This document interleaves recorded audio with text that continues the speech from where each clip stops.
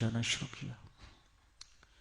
जिस गुरु के पास जाए वही कहे कि मेरा मंत्र सुपीरियर है, जो मैं तुम्हें रास्ता दिखाऊंगा ये बेटर रास्ता है, इस रास्ते पर चल।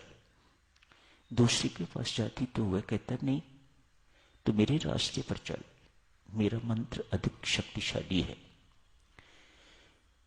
बेचारी को कुछ स्पष्ट होने की बजाय विभ्रांति हो गई, गॉट कंफ्यूज्ड। मन में सोचा कि भक्ति करने की योग्यता मेरे अंदर है नहीं, मुझे पता ही नहीं भक्ति क्या होती है, और मुझे कुछ सिखाने वाला मिल नहीं रहा।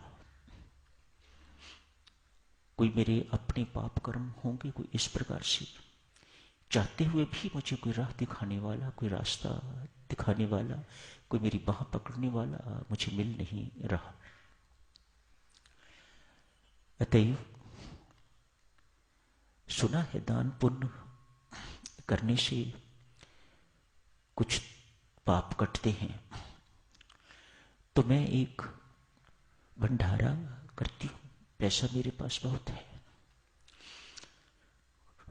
तो मुख्यतः तो मैं भंडारा, अब ब्राह्मण कहते हैं हम श्रेष्ठ हैं, साधु कहते हैं हम श्रेष्ठ हैं, मुझे समझ में नहीं आता कि मैं किसका वर्ण करूं। तो मुझे भंडारा ही करना है।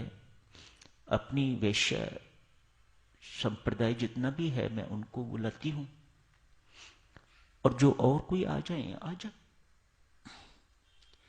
आज एक भंडारे का आयोजन किया। मानो दान से पुण्य जो लाभ होता है वह उसने उसके अंदर लेने की प्रेरणा हुई। रसोईया आ गया हुआ है, रसोई तैयार हो रही है, वैश्याओं का आना जाना भी हो गया है। सब एक प्रोफेशन की सुना कि अमुक वैश्या भंडारा कर रही है, तो बड़े भाव चाव से सबकी सब वहां पहुंची। एक उसी नगर पे थोड़ा बाहर एक विरक्त संत महात्मा थे, सच्चे संत महात्मा। उनके पास भी सूचना पहुंची कि अमुक वैश्या दूसरी वैश्याओं के लिए भंडारा आयोजित कर रही है। ये सोच के कि ऐसा भंडारा करने से, वैश्याओं की सेवा करने से मेरा कल्याण हो जाएगा।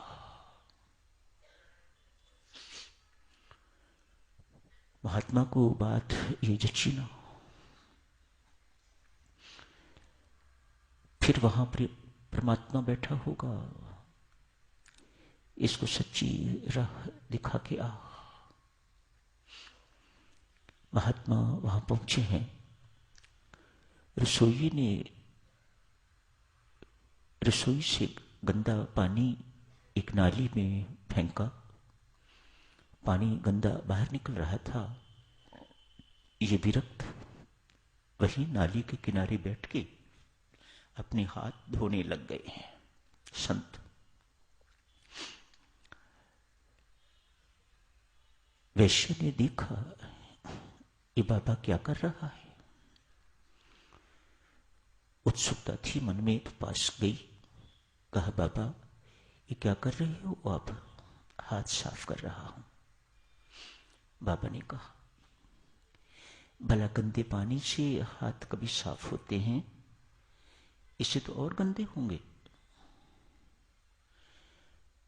मैं तुम्हें साफ पानी देती हूं, साफ पानी से अपने हाथों को साफ कर दो, हाथ साफ होंगे। गंदे पानी से तो और गंदे होंगे। संत महात्मा कहते हैं देवी, शायद परमात्मा ने मुझे यही समझाने के लिए तेरे पास भेजा है। जिनकी सेवा से तू कल्याण चाहती है, उनकी सेवा से तेरा कल्याण नहीं होगा। किसी संत को ढूंढ। इतने सारों को भोजन कराने की बजाय, इतने सारों का संग करने की बजाय किसी एक सुगुण संत का संग करेगी तो तेरा कल्याण होगा। इनके संग से तेरा कल्याण नहीं होगा।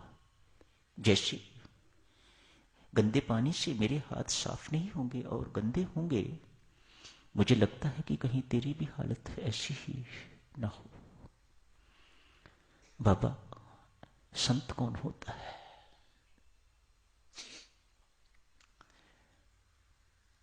यही प्रश्न मैं जानना चाहती थी, यही उसके अंदर जिज्ञासा थी। मैं किसके पास जाऊं?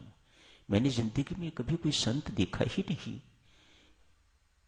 कोई मुझे संत का पता बताए, कैसा संत होता है? क्या उनके सिर पर सींग उगे हुए होते हैं?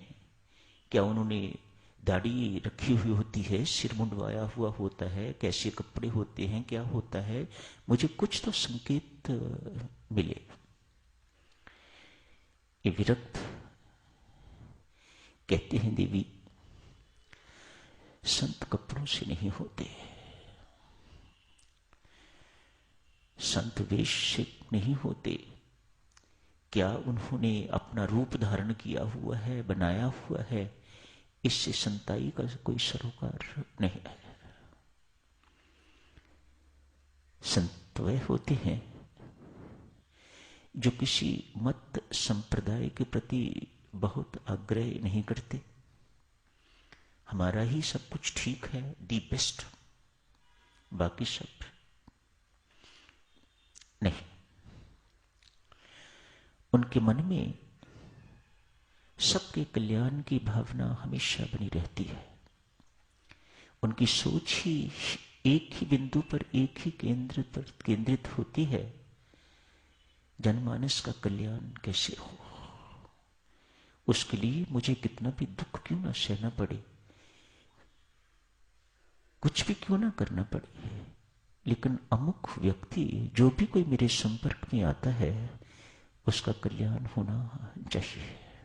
ना भी संपर्क में आए, हर एक के कल्याण की इच्छा, उत्कट इच्छा उनके हृदय में सफरित होती रहती है। ऐसा व्यक्ति शुद्ध आचरण का होता है देवी। उसका आचरण बहुत शुद्ध होता है, चरित्रवान व्यक्ति होते हैं वह। उनकी वाणी से अमृत झरता है। क्यों? भीतर अमृत भरा पड़ा है। सबसे प्रेम करने वाले हैं। उनकी डांट में भी प्रीति ही झलकती है। हर वक्त चेहरा मुस्कुराता रहता है उनका। क्यों? उन्होंने आनंद की प्राप्ति कर ली हुई होती है। उनके जीवन में किसी प्रकार की कड़वाहट, कटुता नहीं हुआ करती। ऐसा व्यक्ति, देशी हो या विदेशी, महिला हो या पुरुष, ब्राह्मण हो या शूद्र, इससे कोई फर्क नहीं पड़ता। ऐसा व्यक्ति ही संत हुआ करता है, जिसकी कथनी और करनी में कोई अंतर नहीं। भीतर से जो है वही बाहर है। ऐसे संत हुआ करते हैं। उनका जीवन बहुत पवित्र हुआ करता है। उनकी वाणी परमात्मा की वाणी, उनका स्पर्श परमात्मा का स्पर्श, उनकी दृष्टि परमात्मा की दृष्टि हुआ करती है। ऐसा संत खोज, ऐसे संत की संगति मात्र से तेरा कल्याण हो जाएगा। तुझे सेवा इत्यादि के चक्कर में भी पड़ने की जरूरत नहीं पड़ेगी। पर ऐसा कोई संत ढूंढ। तुकाराम की चर्चा तो आज शुरू नहीं हो सकी साधुजनों, कल से शुरू करेंगे। तुकाराम की चर्चा आज यही समाप्त करने की इजाजत दीजिएगा। संत तुकाराम ऐसे ही संत जैसे संत की आज आपकी सेवा में व्याख्या हुई है। धन्यवाद।